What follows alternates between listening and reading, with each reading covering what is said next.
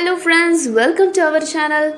கண்ணுக்கு மை அழகு அப்படின்னு பாட்டு எல்லாருமே நல்லா கேட்டிருப்போங்க. மையினோடனே எதை பற்றி சொல்கிறாங்க அப்படின்னு நிறைய பேர் யோசிச்சுருப்பாங்க. அதாங்க காஜல்னு இப்போ நம்ம எல்லாரும் ரொம்ப ட்ரெண்டாக சொல்லிகிட்டு இருக்க விஷயந்தான் அந்த காலத்தில் கண்மைன்னு நம்ம அழைச்சோம்.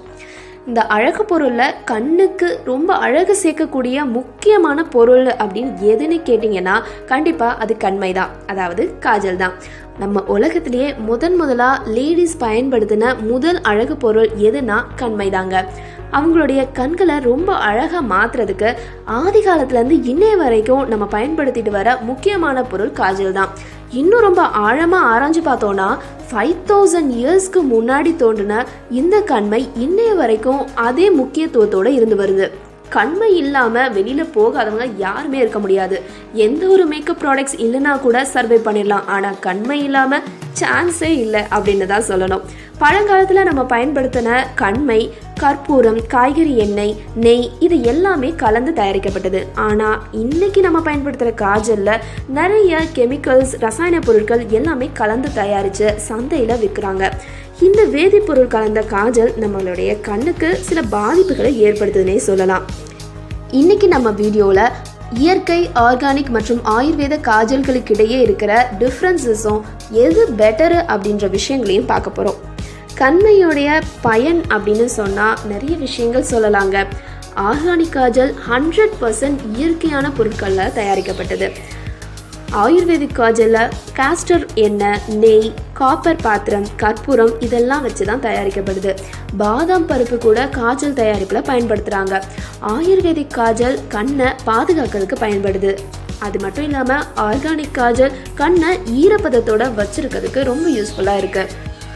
கண்ணுக்கு கண்மை பயன்படுத்துறதுனால தூசி, துரும்பு இது எல்லாம் கண்ணில் படுறத நம்ம தடுக்கலாம். அது மட்டும் இல்லாமல் கண்மை கண்ணுக்கு புத்துணர்ச்சியை கொடுக்குது. கண்ணுக்கு ஒரு விதமான ஒளியோட திகழ்றதுக்கு இந்த கண்மை ரொம்ப யூஸ்ஃபுல்லாக இருக்குது. கண்ணில் இருக்கிற தசைகள்லாம் பலப்படுத்துறதுக்கு யூஸ்ஃபுல்லாக இருக்குது. கண்ணில் உருவாகிற கண்ணீரையும் உடனடியாக மறைய செய்யுது. கண்மையில் அஸ்ட்ரிங்கென்ட் குணம் இருக்கிறதுனால அது கண்ணில் ஏற்படுற இரத்த குழாய்களெல்லாம் மறைச்சு கருவிழியையும் வெள்ளை விழிகளை மட்டும் வெளிப்பட செய்யுது. இதனால் கண்ணு ரொம்ப பியூட்டிஃபுல்லாக வெளியில் தெரியுது. காஸ்டர் எண்ணெய் கொண்டு தயாரிக்கப்படுற கண்மை கண்ணுக்கு ரொம்ப ஆரோக்கியத்தை தருது. இந்த எண்ணெயில் விட்டமின் இ நிறைஞ்சிருக்கிறதுனால அது கண்ணுடைய இமைகளை ரொம்ப அடர்த்தியாகவும் கருமையாகவும் மாற்றுறதுக்கு யூஸ்ஃபுல்லாக இருக்குது. கண்மை கண்ணில் ஏற்படுற அழுத்தங்களையும் சோர்வையும் குறைச்சி கண்ணை ரொம்ப ஃப்ரெஷ்ஷாக வச்சுருக்க யூஸ்ஃபுல்லாக இருக்குது. கண்மையை காப்பர் யூஸ் பண்ணி பயன்படுத்துகிறாங்க அப்படின்னு பார்த்தோம். இது ஒரு தலை சிறந்த சுத்தப்படுத்தி அப்படின்னு சொல்லலாம்.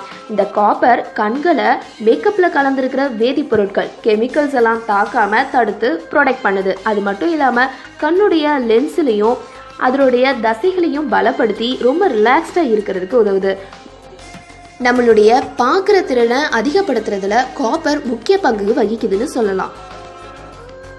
கண்மை தயாரிப்பில் பயன்படுத்தப்படுற கற்பூரம் நம்மளுடைய கண்ணை குளிர்ச்சியாக வச்சிருக்க உதவுது. இது மட்டும் இல்லாமல் நம்ம கண்ணில் ஏற்படுற அழுத்தத்தை குறைக்கிறதுக்கு ஒரு பெரும் உதவியாக இருக்குது. கண்மை தயாரிப்பில் பயன்படுத்தப்படுற நெய் நம்ம கண்ணை சுற்றி கருவளையங்கள் ஏற்படாமல் இருக்கிறதுக்கு யூஸ்ஃபுல்லாக இருக்குது. இதை மாதிரி காஜல் பயன்படுத்துறதுனால நிறைய நன்மைகள் இருக்குது. ஸோ காஜல் பயன்படுத்துங்க, ரொம்ப பியூட்டிஃபுல்லான ஐஸை பெறுங்க.